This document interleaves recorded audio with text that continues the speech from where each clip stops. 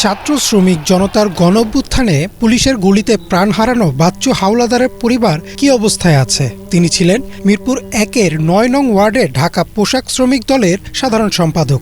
বর্তমানে তার ৩ সন্তান ও স্ত্রী খুব কষ্টে দিন পার করছেন। তার স্ত্রীর দাবি, অন্তর্বর্তীকালীন সরকার তার বড় মেয়েকে একটি সরকারি চাকরি দিলে হয়তো পরিবারটি ভালোভাবে চলবে। গত জুলাই-আগস্ট অভ্যুত্থানে পুলিশের গুলিতে মৃত্যুর পর পটুয়াখালী কালিকাপুর ইউনিয়নের শারিকখালীতে নিজ গ্রামে দাফন করা হয় বাচ্চু হাওলাদারকে। বাবার অপেক্ষায় ৬ মাস কাটিয়ে দিল অবুঝ ছোট্ট ছেলেটি, আর স্ত্রী ফ্যালফ্যাল করে তাকিয়ে থাকেন স্বামীর ছবির দিকে। কিছুদিন স্বামীর বাড়ি আর কিছুদিন নিজের বড় ভাইয়ের বাড়ি, এভাবে করেই কাটছে কষ্টের দিন। একটা পুরুষ না থাকলে সংসারটা কিভাবে চলে বলেন? অনেক কষ্টে জীবনযাপন করতেছে, দেওয়ারের নিজেরই চলতে দেয়, তারপর অনেক কষ্ট করে যেমন আমাদের চালায়। আবার ভাইয়ের কাছে যাই, ভাইরও চলতে একই অবস্থা। বর্তমান তো যুগ জানেন, এরকম আর্থিক সহযোগিতা থাকলে তার একটা কথা ছিল যে আমার কষ্ট হইতো না। তাদেরই চলতে দেয়, তারা আমারে চালাইব কিভাবে? এইভাবে চলতে আছেন, কি করবো? স্বামী নাই।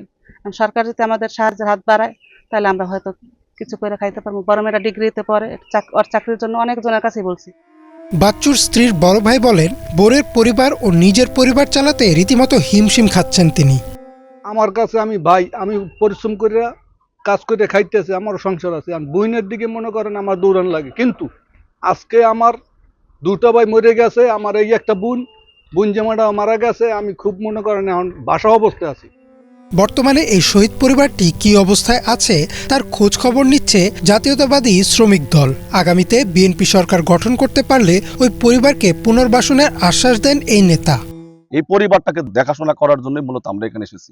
এটা হলো আমরা মাত্র সূচনা করেছি, এবং আল্লাহ যদি তৌফিক দেয়, আমাদের লক্ষ্য হলো যে যতদিন পর্যন্ত আমরা থাকবো, যতদিন পর্যন্ত এই পরিবার থাকবে, আমরা আমাদের দলের পক্ষ থেকে, এবং আমরা যদি আগামীতে জাতীয় সংসদ নির্বাচনে জয়যুক্ত হয়ে সরকার গঠন করতে পারি, আমাদের সরকারের পক্ষ থেকেও এই পরিবারকে পুনর্বাসন এবং রাষ্ট্রীয়ভাবে মর্যাদা দেওয়ার জন্য যা যা করা সবই করা হবে ইনশাআল্লাহ।